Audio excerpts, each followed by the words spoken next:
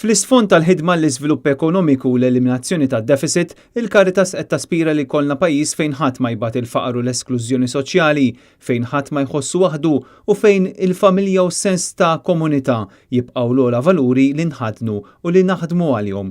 Hekk intqal fi stqarrija li fiha Caritas tat l-ewwel reazzjoni tagħha għall-baġit, il-Caritas tislet 5 punti partikolari li huma ta' tħassib. Fil-qasam tal-edukazzjoni fil-baġit kien hemm stennija għal sforz akbar biex jinżammu tfal fl-iskola speċjalment dropouts mis-sekondarja.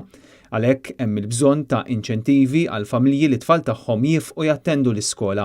Filwaqt li kien hemm attentat biex jiżdiedu l-pensjonijiet għall-anzjani tibqa' l-mistoqsija jekk dawn iż-żidiet humiex adekwati. Apparti minn hekk, Caritas Malta tibqa' ssostni l-bżonn ta' minimum wage li tagħti biżżejjed dħul għal ħajja diċenti u adekwata.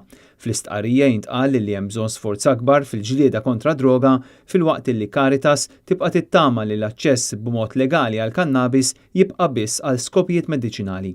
L-istqarrija ttemm billi tagħmel referenza għal fatt li f'pajjiżna qed jikber id-distakk bejn il-fqir u s-sinjur.